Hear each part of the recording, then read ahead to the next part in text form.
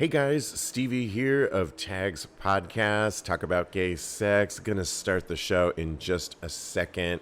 Wanted to give you a quick warning, heads up, that as you may know, sometimes we run into some technical difficulties as we did recording this upcoming episode 410. You'll notice my audio isn't as sharp as it usually is.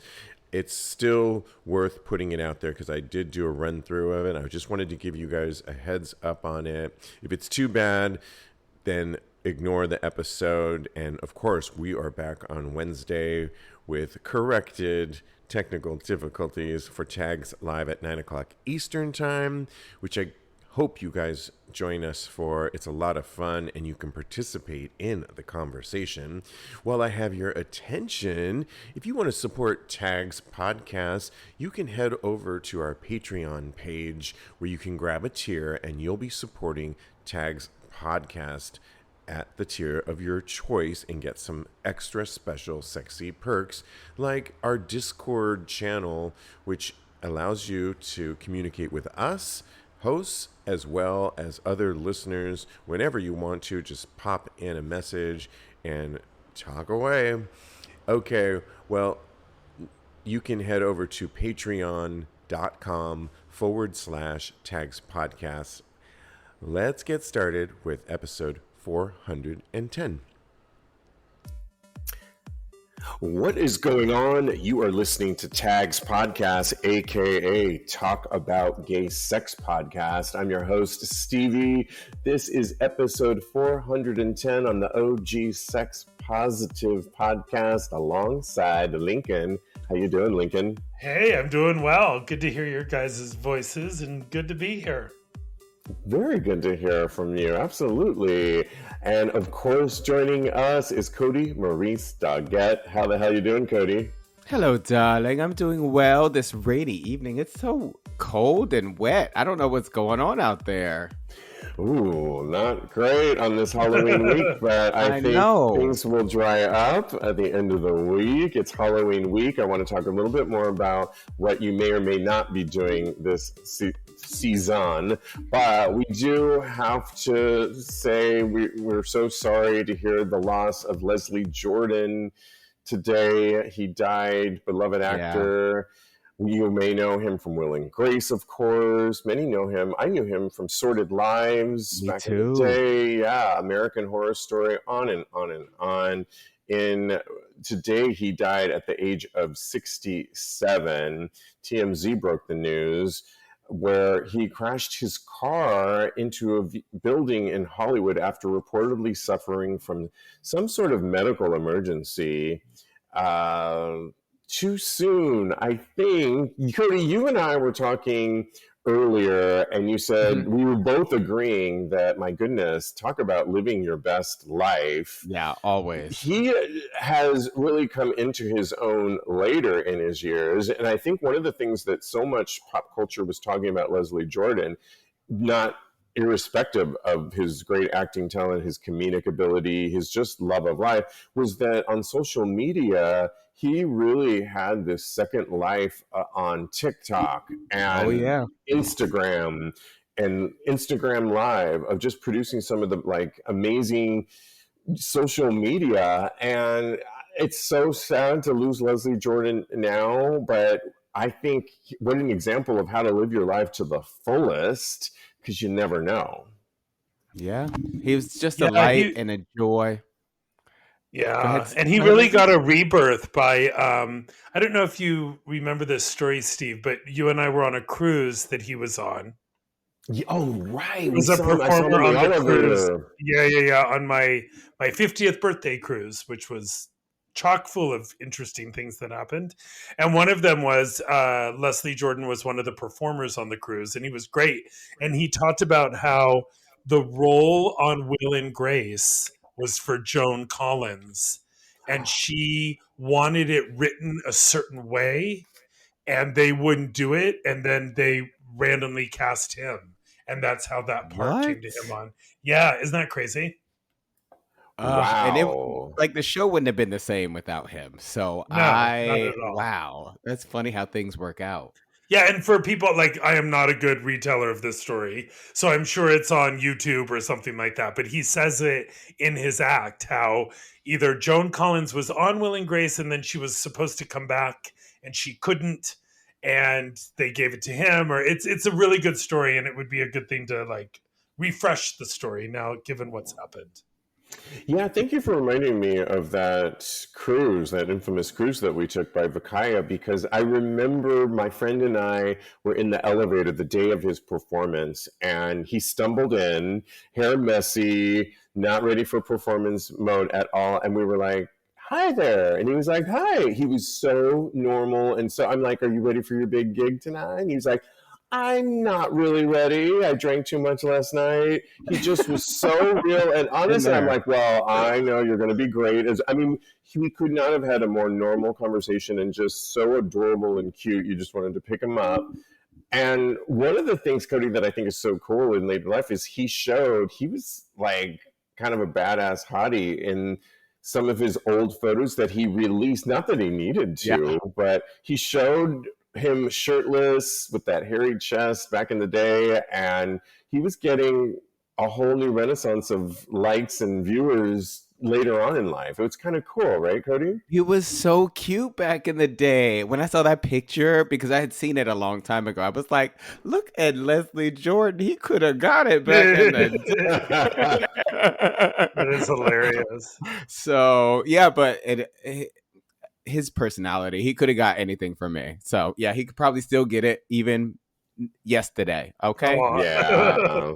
He's so amazing. So he will be missed for sure. What an example of how to live your life to the fullest, because you never know. We will miss Leslie Jordan for sure. I'm just looking at all the outpouring of tributes and love, because I think he was just one of those loved, that's how you want to live your life, and you just never know. So rest in power, Leslie Amen. Jordan. Absolutely. There's a trans artist, singer by the name of Jordan Gray, who fans have rallied around.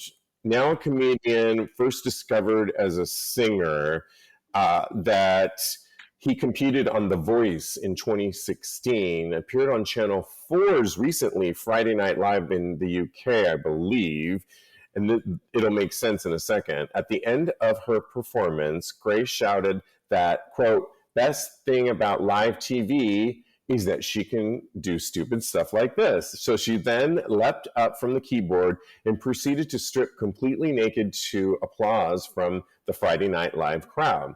And after the show was broadcast, prominent, quote, gender critical author Helen Joyce referred to the stunt as a sex crime, while others suggested Channel 4 should face charges for not cutting the feed.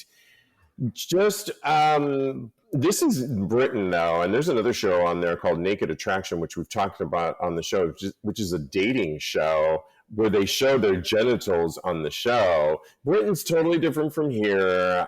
It was past 9 p.m. I think she's going to make it. Some people on social media have said, oh my gosh, this is why it sets LGBTQ people behind when people do things like this. I say, get over it. It was Britain and late night TV. Lincoln, do you have a thought on this? Did she cross the lines, this artist, or what are your thoughts? I think that for the venue, yeah, she crossed a line, right? It's just like using a swear word on TV, no matter what time of the day it is. You can't use certain words on TV. So I do think it's in the UK. Well, yeah, I mean, they would they have bleeped it out or no? They just let it go because it's not a problem. So far, they haven't responded to it. It's been posted around that certain people on the right are more concerned about it than on the left. She continued to play the piano with her penis, which I think is kind of hilarious. I just think stuff like that is stupid. I don't know. It just doesn't speak to me.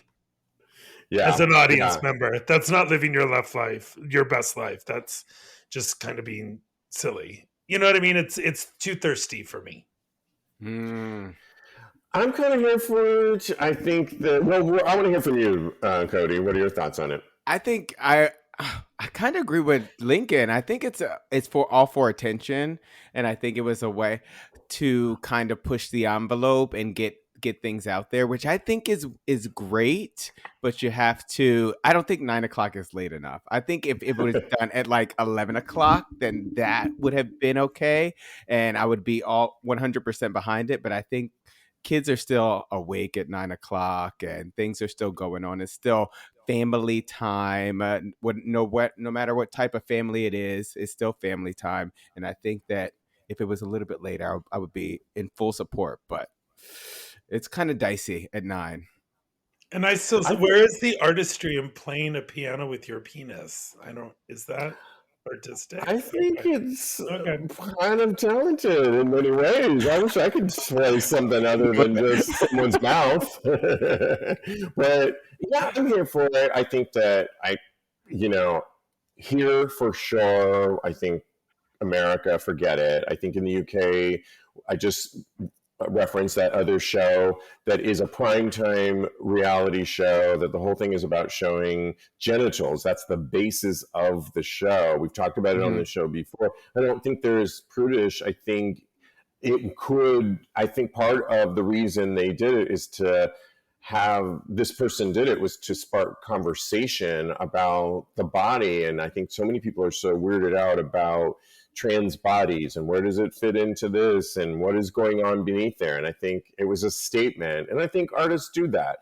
She did her performance, which was a talented performance, comedic, and then she's also a musician, and then did something provocative. Provocateurs, I think, make stuff like that. It doesn't always sit right with society, but part of changing up societal norms is doing something out there like that, and not everyone will like it. So I'm here for it. Well, it's funny that you say that, because we just lost Julie Tenuna, who used to play an accordion naked. Remember? Yes, yeah. And that's kind of that same. So in thinking of it in that spirit, you're right. People aren't overly comfortable with trans people. She's basically doing the same thing that Julie Tenuna did back in the day. So, it's nothing new. So I guess, it is someone being an artist and expressing themselves in what they feel is their way. So I get it. I kind of thinking of it that way makes me a little more... I don't want to say less judgy of it, or I just find it fascinating when I see things and they make me feel conservative because of my reaction. Yeah, right. I'm like, wow, all of a sudden I'm conservative, and I don't see myself ever as being that. But then when I look at stuff like that, I go, yeah, I'll pass. Not for me.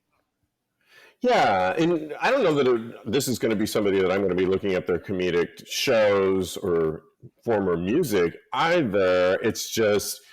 it does harken back to when in our own country, Janet Jackson, not to bring up Nipplegate all over again, but it was just a nipple. And look at how much it set her back, and how the station had to pay a fine, and she had to pay a fine, and she had to go on Oprah. And it was just tumultuous how it went on. And it was a nipple. So it's like... my goodness. And they crucified her for that. Oh, yeah, they did. Yeah. Blacklisted, basically. Right. And it's the body. I think we're changing in many ways. If you watch a lot of shows now, you're seeing penises here and there. I think we're going to see it more on shows like American Horror Story or things of that nature, which I'm all here for it. We just need to get over that stigma. So, but thank you for bringing up Julie, because... I was reminded by the loss of her by Joy Behar. I know you and I both, Lincoln, watched The View, and she shouted out to the loss of her at not very also a younger age, right? Yeah, well, cancer. I know, yeah. Right. Okay, and other feuds that may not be a feud anymore. I want to talk about this. Cardi B and Madonna reconcile following an online clash. The cool thing is... Madonna's sex book turned 30, which I love, fits into our conversation here. Cardi B and Madonna have made amends following comments after Madonna made comments reflecting on the 30-year anniversary of her sex coffee table book. I'm looking at it over on my shelf over there.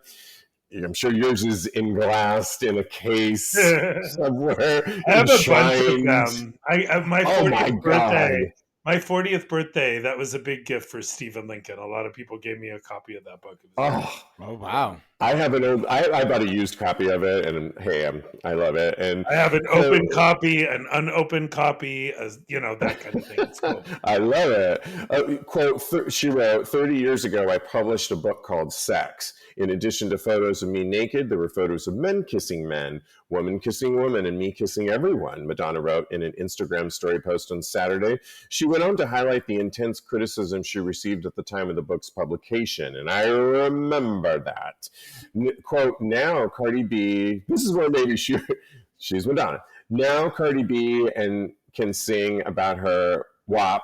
Kim Kardashian can grace the cover of it. Did I say that right, Cody? You got it, boo. You got it. In the president, Kim Kardashian can grace the cover of any magazine with her naked ass, and Miley Cyrus can come in like a wrecking ball. On Sunday morning, though, Cardi took to Twitter to express her agitation over Madonna's post in a series of now deleted tweets.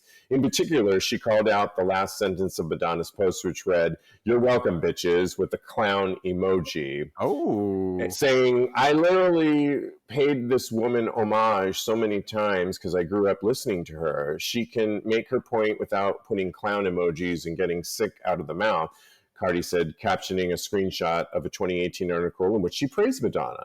Quote, these icons really become disappointments when you make it in the industry. That's why I keep it to myself. The good news is they have since reconciled by Jason Lee of Hollywood's Unlocked, and which is lovely to see that they did make amends of it. I mean, I agree with Madonna, and I'll talk a little bit more about it, but did you think Cardi B, Kodi, had a point? Oh yes, 100%. I ride for my girl Cardi. Yeah, the whole clown thing was completely unnecessary. It's so funny because it's just an emoji, but it did rile up a lot of people. What does the clown emoji symbolize to you? Like they're clowns, everybody else is a clown? Exactly. It's like they are basically just aping her style and just making mockeries of themselves and things that she did so long ago, when in actuality what I think that they're doing is paying, like Cardi said, homage to Madonna and just building upon the legacy that she laid the foundation for. So I hear you, and probably the wrong choice of emoji. I like everything she said up until that emoji. Lincoln, what are your thoughts on this? And as a sex book-aholic? I've never been a "You Are My Bitches" fan. I think Madonna's gone off the deep end a lot lately. I just don't understand why she's so needy and not refined and not worrying about her legacy a little bit more. It seems like hair on fire, pants down behavior to me. You know what I mean? And she's about to hopefully come out with another world tour. Hopefully it won't be, hopefully it'll be more about her legacy and great music.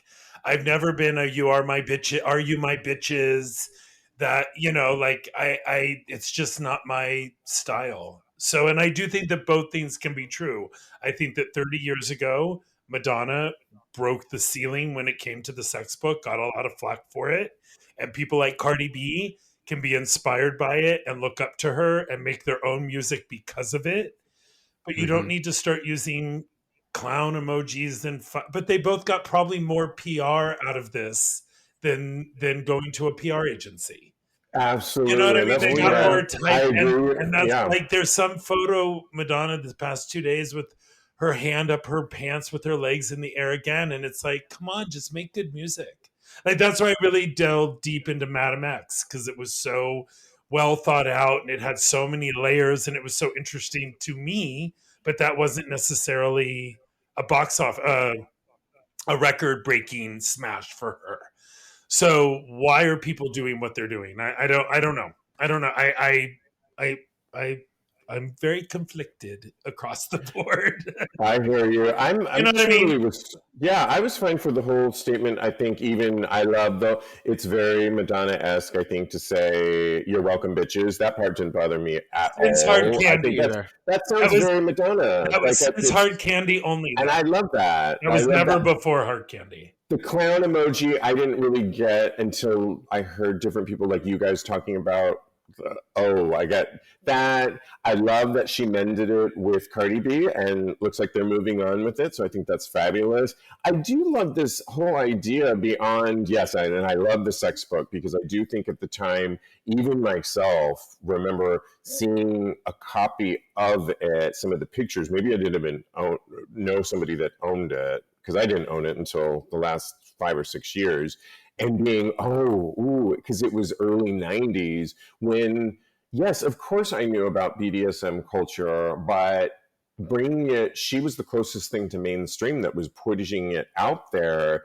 Women on Women Act, men and in various forms of fashion that were feminine and domination. And I think she really pushed the needle in a good way. But I have to say, even for myself at the time, I was kind of, but I wanted to love it. And the other, so I think it was revolutionary in many ways for sexuality. And then the last thing I'll say on it is I'm really kind of liking this era that we're in right now where we're revisiting albums that have a legacy. So the Velvet Rope by Janet just turned 25 and she just celebrated that. And people, they Mariah have Carey's Butterfly.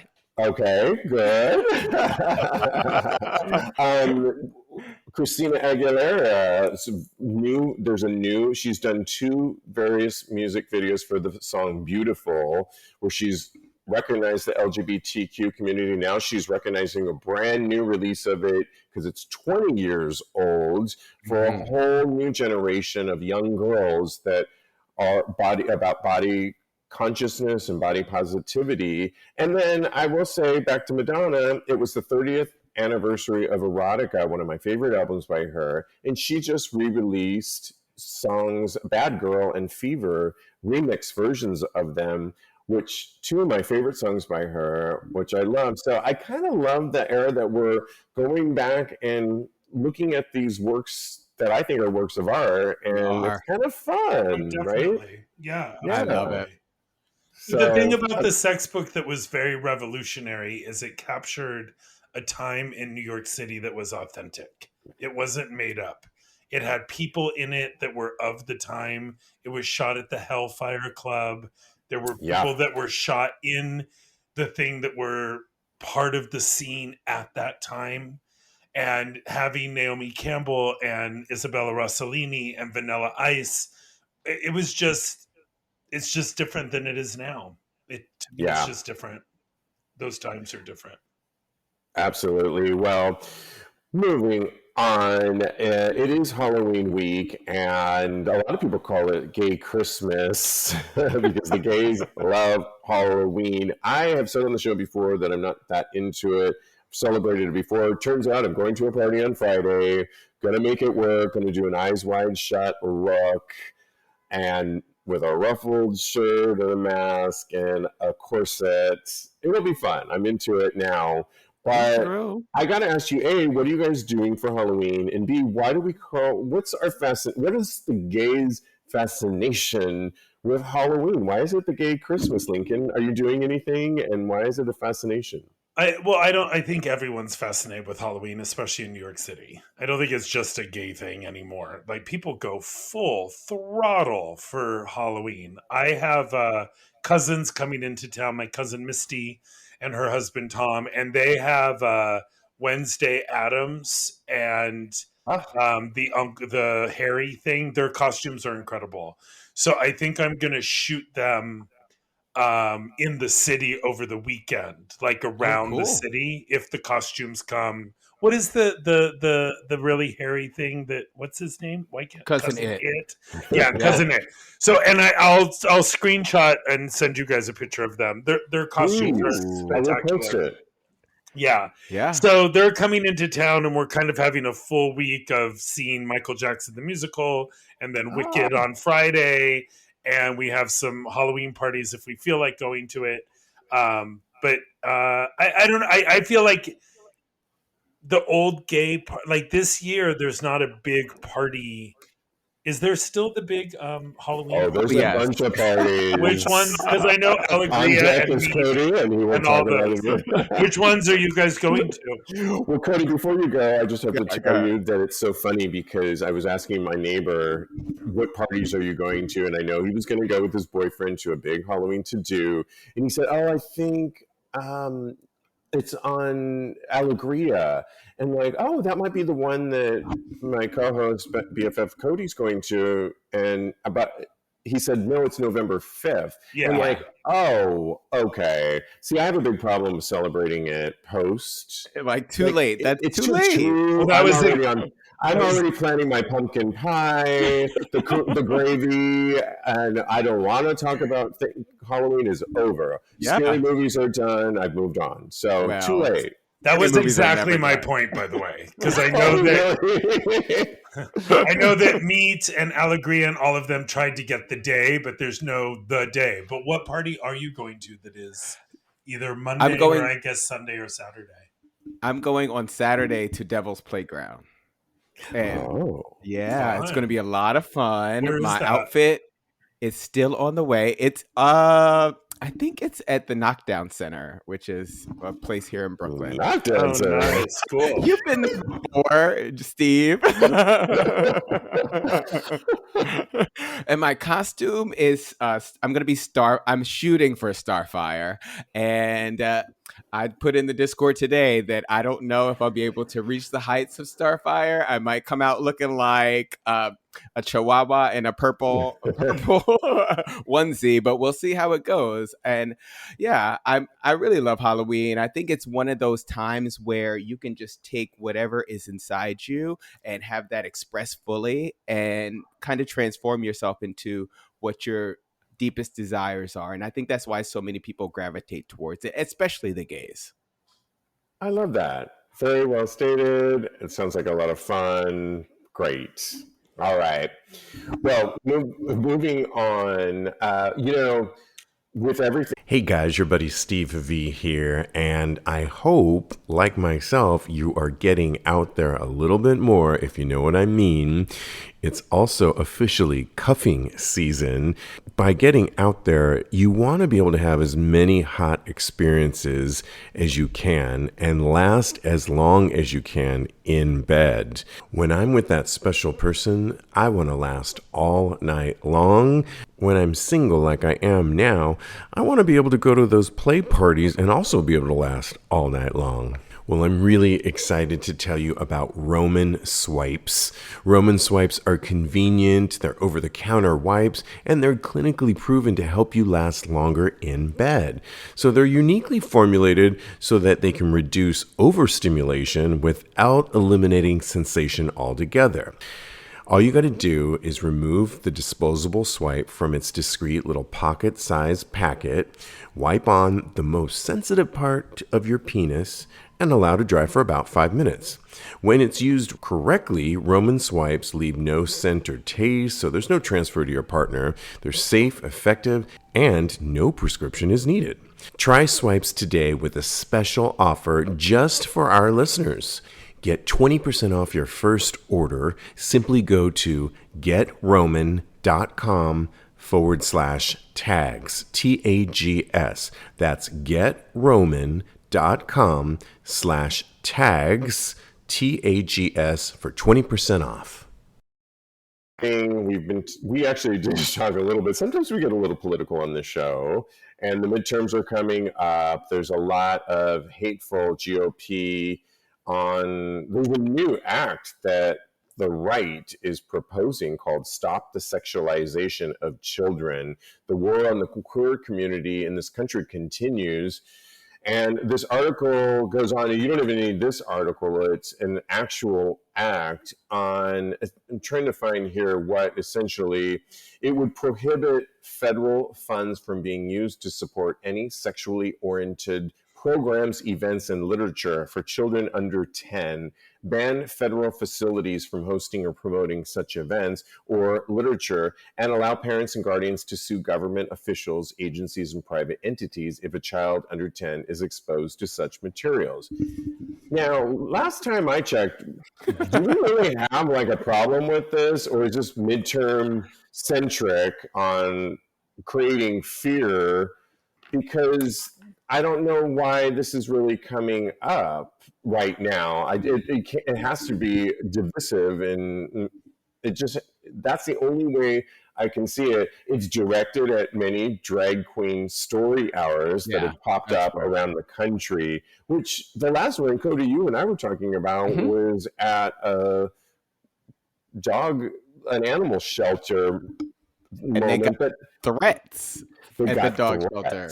And that's insane to me. I can't believe that. But what are your thoughts, Kodi? I mean, about what we're seeing, because it went from Don't Say Gay Bill, not the real name, in Florida, and has made its pervasive way throughout the country now to an actual bill that could restrict. It's directed at, sexually oriented material for children under 10. Is there a problem with this, or what is going on? So it just seems really hypocritical to me, because I feel like these people want to indoctrinate their kids, and any kids really, to the heterosexual lifestyle. But as soon as they're exposed to the homosexual, like be what it means to be a gay person in this world, then they are all up in arms about it. It's really, really sad to me, because it just shows how one-sided it is, and how it's just really driven by hate. And I don't understand it. I really, that they might end up shooting themselves in the foot just by what you told me, because a lot of things that they do on the right are actually to, like, they sexualize children. Basically, they do it a lot, and I think that what's going to end up happening is they're going to see that they do it as much as, or way more than, they say gay people do it. Yeah, I mean, there's a lot going on with this. There's a representative, Lauren Boebert, she's from Colorado. She's in the House of Reps. She was on a recent podcast, and she said, literally, quote, "Women are the lesser vessel and, quote, need masculinity in our lives to balance that so-called weakness." That was a direct quote that she said. And I've heard this. There was a person, when I was watching Bill Maher, from this pervasiveness of thinking that we need masculine men, we're losing our boys to the trans community, and this fear mongering that all of a sudden we're not going to have, like, associating masculinity with gender representation, and it's fear mongering, I think, on the right. What are your thoughts on all of this that we're talking about? Well, it is fear mongering, but it's also just confusion tactic. Because as we all know, the right does not have a solution. Correct. So there is no right wing agenda to counter the progress that the Democratic Party has made in the past 2 years with Joe Biden as president. You could be as critical as you want, but we got children out of poverty. We got out of Afghanistan, and no one else had the balls to do so. He has passed things to protect a lot of people in this country while everything is going on. He's doing the work. Yeah. Whether you agree with it all or not, it doesn't really matter, because he's getting the job done. And there is no right-wing side saying, no, it really should be done this way. We have a better plan. We have a better idea of how we can accomplish all this. That does not exist. So all they could do is point to three trans people who want to play on the boys basketball league, or one marginalized trans groups. you know what I mean? Like, if you actually, it's just like the abortion thing. the actual amount of women that have abortion in the final trimester are like 99% for medical reasons. They're not just turning and going, oh, well, I don't feel like it in month 8. It doesn't happen that way. And they just have a spotlight on them and a megaphone and they're shouting. And I think it's a big problem with the media, because I don't know why we're not focused on everything that's being done by current administration. Instead, it's focusing on the one screaming. I say this all the time: hair on fire, pants down about one trans person. You know what I mean? We had another school shooting today, people. Like, this is the focus. Yeah. This should be the focus, not some Protect kid kids from that. who wants to deal. Did you guys see? And again, this is another thing we have to put up on the website. Did you see the Jon Stewart interview with the people who are trying to make trans doctors illegal? Have you guys seen this thing? It is hysterical. No, This not woman yet. who is pushing this has no idea what she's talking about. And Jon Stewart has the receipts and has the facts. And she literally has no idea what she's talking about. Politics should get out of our sexuality, out of women's uteruses, and separation of church and state, separation of medical and what's it, it's just, again, let's mix it up more right and make it more right. Thank you. Mix it up more, because it's a war right now. The defense out there, the underparty, is really throwing their missiles at the other side. Unfortunately, the people that they're throwing at are underrepresented people in this country that don't have access to many things like healthcare, which, when you're talking about trans, and the ones that are, if we, like I've said before, if we really wanted to on this show, every day that we do a show, we could talk about another trans death by hatred that has, we would fill up the whole show. And no one talks about these deaths. It's just crazy to me. Yeah. Were you going to say something else, Kodi, or did I cut you? Yeah. Good? No. I was just going to say, who in their right? I just want to comment on what you said about that lady. She said, oh, women are weaker than men. Basically, I'm kind of just summing up what she said. Who in their right mind would say that they're less than someone else out there in this world?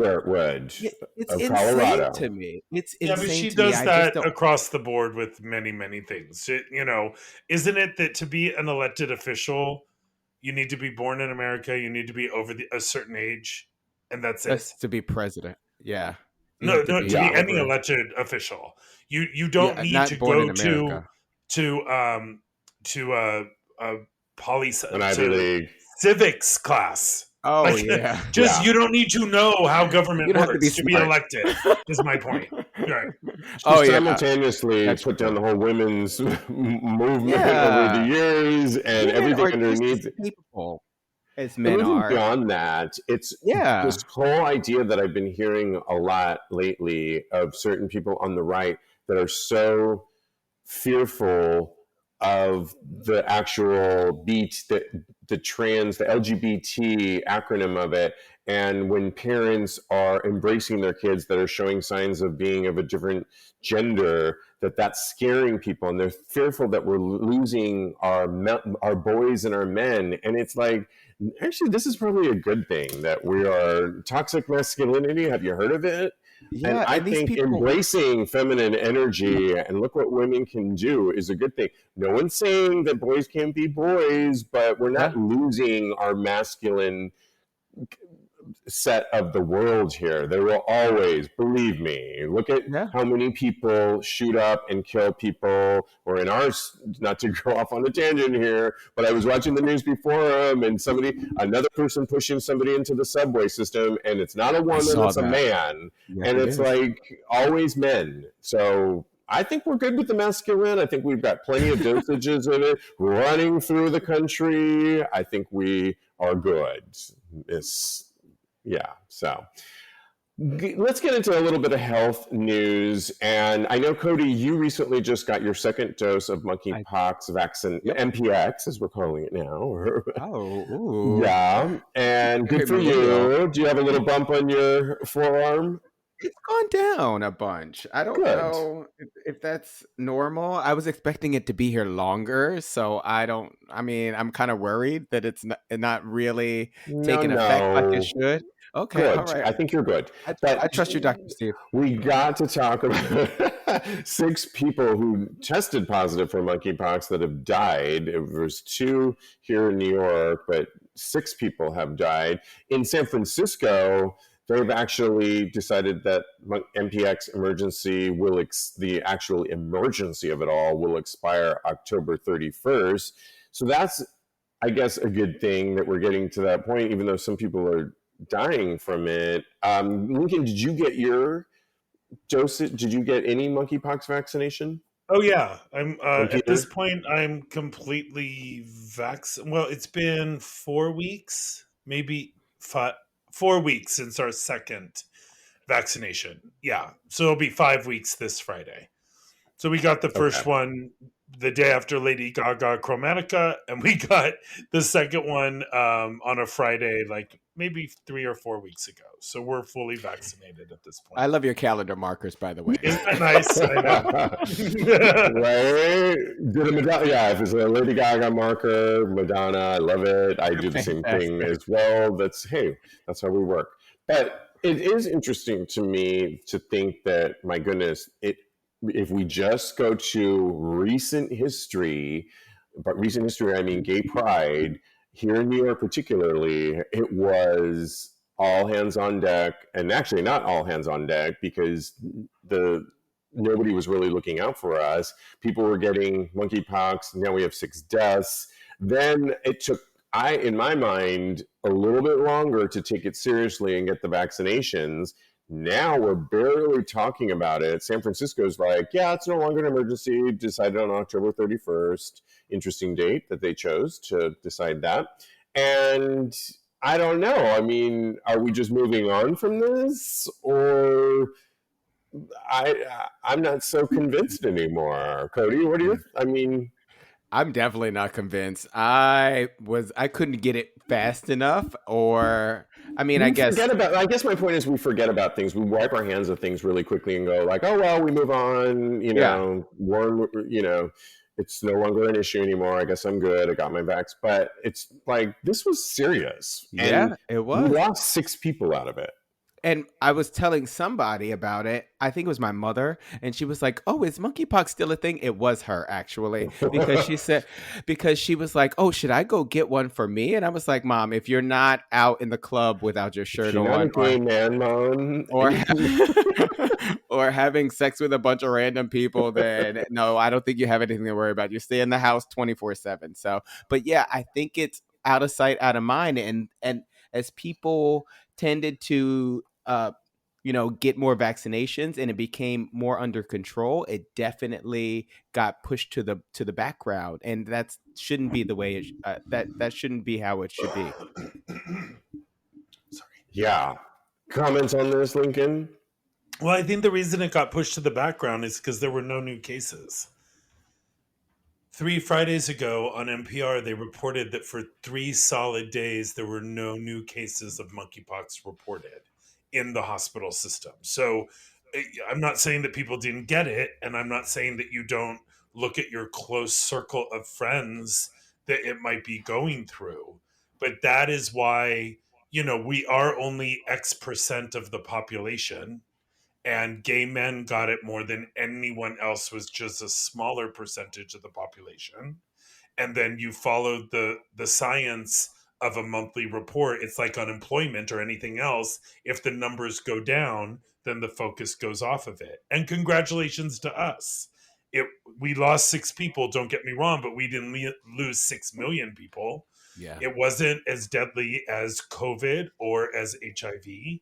And the community, after a little coaxing, got vaccinated, altered their behavior. We shut down a lot of the sex clubs in New York City that are now slowly reopening. We took care of business and we're moving forward. Isn't that how it Yeah, was supposed yeah. to go? So I don't Well, think I don't know we're. if there was ever like we ever wanted this, but Well, that yeah, has nothing. It's not a matter of wanting it or not. It's that it came up. We dealt with I it. A don't think lot we of people. handled it. I don't think we dealt with it as soon as we could have because so many people got it and were ostracized in this country for a period of time, particularly in times of gay pride that maybe didn't need to. I don't think there was a quick enough response to it, and we didn't learn anything from COVID. I'm glad and I'm hoping that there's no other outbreaks to come from this, but I've read some, not to be put out things But there out might there. be. Well, There it only might makes be, sense though. and Yeah. So if someone's not vaccinated, or even though you're vaccinated, it's not 100% vaccination. It's like 90 something. Condoms break, things happen. So it could come back in a smaller bubble. You know what I mean? It's like outbreaks of COVID. They happen in communities or they happen in towns. But that's all part of dealing with a virus. It's a virus. It's not personal. It's a virus. right. And we forget about things, and I include myself in this too. I wonder if I should be getting the booster for COVID. And I know I'm eligible. I should probably just go get it. I'm sure if I asked my doctor, he would be like, absolutely, go get it right now. On the other hand, I'm like, do I really need to get it? I don't really know anymore. And I'm kind of on Yes, that Steve. fence factor. Well, I don't really know. I mean, some of my friends and I don't really feel that way, and I get sick every time I get it for a whole day. I'm sick every time I've gotten every booster, and I don't know, and I haven't gotten it in a long time. I don't know. You'd say yes, Kodi? I do. I'm ready. Absolutely. I need to get my COVID booster right now, especially before the winter But you comes. haven't, and it's been available. See what I'm saying? It's kind of put. Is it? Would you say it's been put on your back burner, No, or it's because not? I get my antibodies checked and they've been pretty high recently, but I know for a fact that I'm going to get them checked again, You but you I'm going to get the booster. What were you you going to say, also Lincoln? cannot get it within a certain amount of time from your second monkeypox vaccination. Yeah. So check Well, with your yeah, doctor. I mean, that's just science. It's 4 not a weeks they said. one day of being sick from a booster compared to being in the hospital with COVID. I mean, that's just you should get the booster. You know what I mean? Yeah, And we'll some see. people are saying if you're traveling in more around Christmas, New Year's, then wait, a little bit of time before you get the booster. But yeah, it's responsible for both your own health and for the community, any Hmm. community to get your vaccination. Of course. Why would Well, there be I'll a see. I want to hear from you, listeners. Are you getting your vaccination on monkeypox and COVID? Let us know. We will continue the conversation because it is a conversation. Okay. Well, also, I wanted to talk about this story about a gay black man who discovered he can't donate sperm. This is such an interesting story and brings up a lot of topics, and I would love to get into it with you. Many LGBTQ couples enlist the services of sperm banks, and even though there exists a shortage of samples from black men in sperm banks across the country, men who have sex with men continue to be forbidden from donating sperm. Trayvon Roach Carter, who's 26, made that discovery when he received a rejection email a day after contributing to the Sperm Bank of California. And the email informed him that since he had indicated that he was gay Mm-hmm. and Food and Drug Administration regulations prohibit anonymous sperm donations from men who have sex with men within the past 5 years, he could not donate anonymous sperm. This is according to the Washington Post. So, quote, this is according to Rayvon. I thought these bans were something that was long gone and over, and I wouldn't have to worry about it. He explained that being a donor was essential to him as a gay black man because he feels that people ought to have the right to have families that look like them. I love that comment. The Post found that black sperm donors make up less than 2% of sperm donors who have donated to the largest chirobanks in the U.S. And Roach Carter also said that it was also important to help LGBTQ plus couples who utilize the services of sperm banks to have children. Quote, I know that when the time comes for me to have children, it will be a lengthy, stressful, and also probably expensive process. And I wanted to make things as easy for other people as possible who would be going through similar things, he told the paper. interesting story. It brings up so many things for me that, I mean, we just know donating blood is a whole thing Yep. for LGBTQ people. Now, apparently, donating sperm. And I really commend Trayvon Roach Carter for trying to. And I remember when I did get COVID back early on, when there was no vaccinations or anything, and I went and got my antibodies tested and I wanted to donate blood. Rejected because I was on PrEP. And it's like, aren't we at a place now that we can look at sperm and blood and realize that it is clear of disease and fine? And just because I checked a box that I take PrEP, meanwhile, if you really were to question me, it was a pandemic and didn't have any sex, so nothing, my blood should be pure of any disease of any nature that would be associated with being LGBT, with having sexual relations, that I should be a great donor and could have helped a lot of people. It was frustrating for me for something as simple as that. I can only imagine how Trayvon was going through. Kodi, what are your thoughts on this? And just only 2% of Black men donate sperm. I did not know this. I wasn't aware. And I think it's just completely asinine that we as gay men, and especially I'm especially as a gay Black man, I can't donate sperm or blood nowadays. We really need to go the way of the UK and Canada and repeal all of these. I know I just looked it up, and I think President Biden, uh, while we're in this blood shortage right now, is looking at a policy to kind of roll those things back. And he needs to look at all of it, because when you're in need of something like this, then you kind of don't care where it comes from. Like, blood can Right. save your life. So at the end of the day, if I can save your life by giving blood, then please take it. So it shouldn't matter. What about the representation that you're talking about too? Is just the lack thereof of representation of 2% means if you wanted to have a family and you wanted to have a Black child, your pickings are pretty slim, Kodi.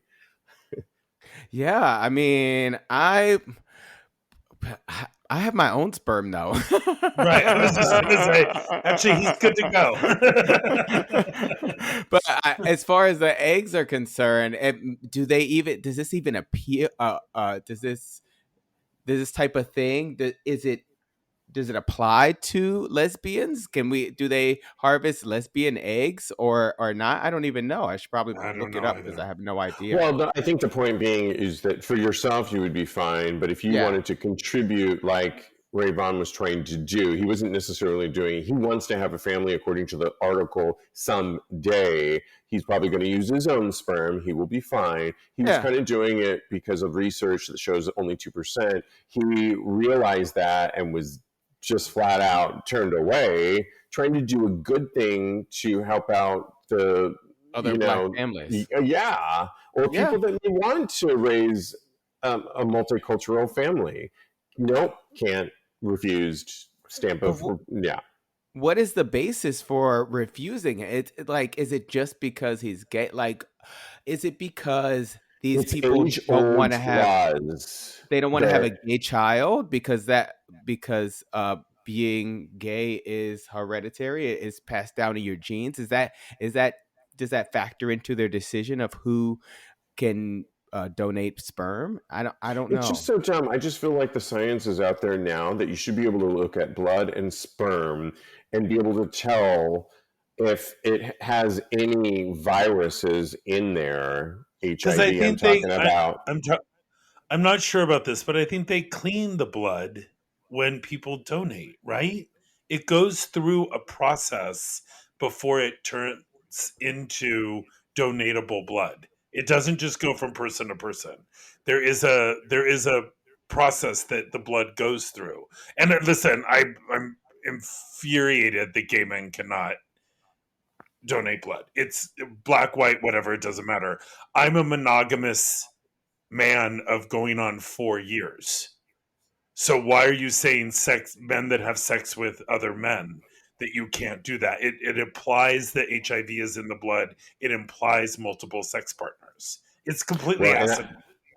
And I think in your favor, or recently, we've made changes. I don't know if it's totally in effect right now, but I know the law is changing to include someone like yourself, that when you would go in Lincoln, if you wanted to donate your blood, you would then state, you probably, I'm assuming you're not on PrEP, correct?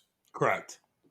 And so that box, which is a red flag in these situations for blood plasma, and I'm specifically talking about COVID, that you would be okay to donate your blood, because the old law said that you couldn't donate it if you were having sex with men. And we have really changed that law to now say, if you're in a long-term relationship, and by the way, these are all questionnaires, so people could lie, but it's just crazy to me that, but okay.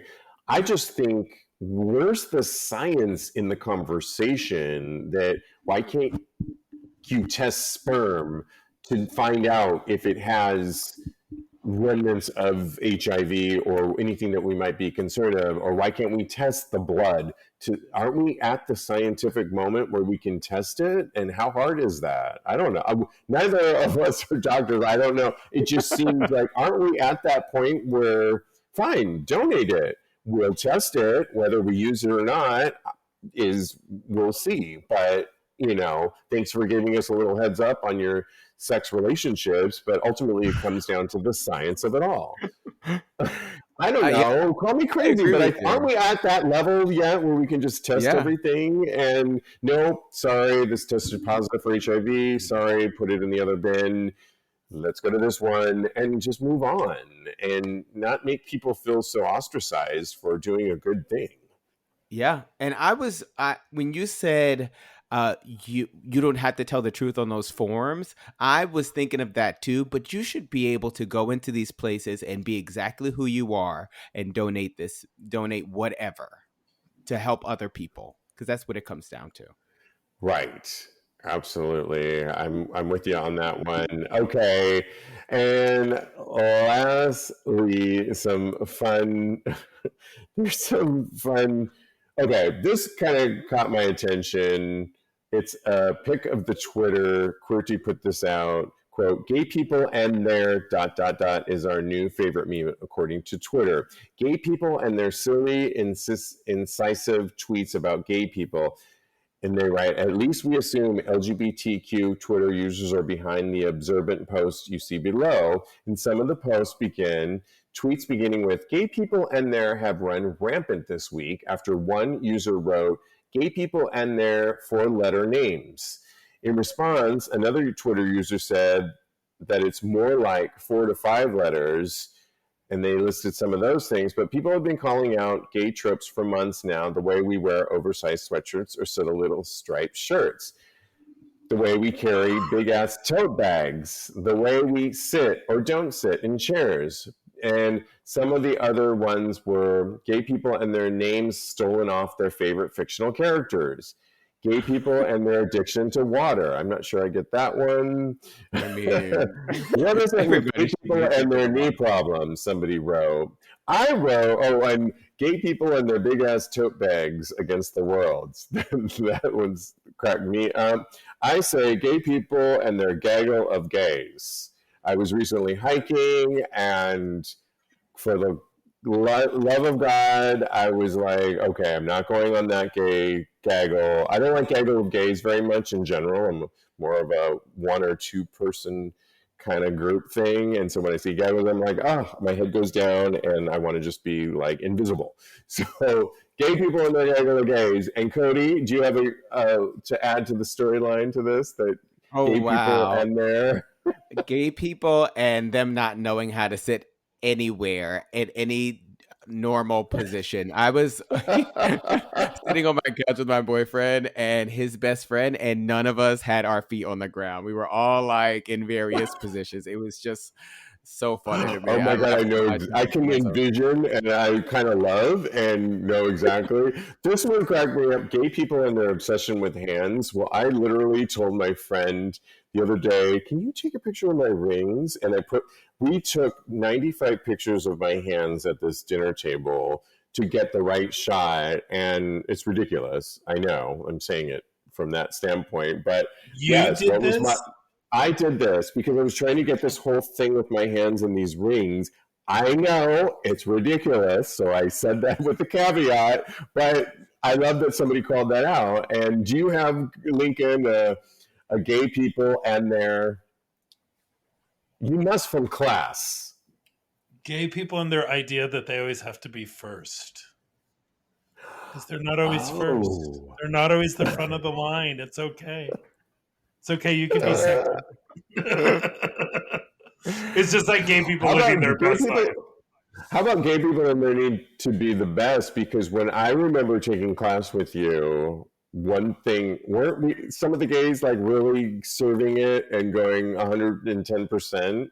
And some of the people in the class that maybe weren't gay, I'm just making this up, I don't know if call me out if I'm speaking out of turn, weren't delivering in class.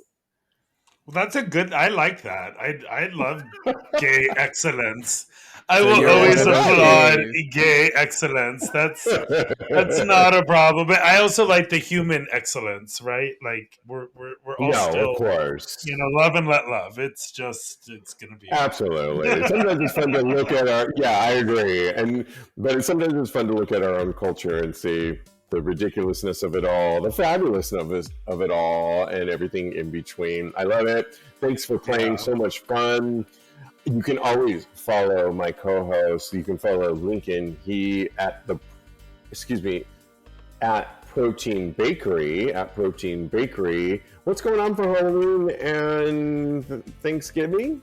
Yeah, all the pumpkins are in. The pumpkin walnut chocolate chip cookie is in, and so is the pumpkin blondie.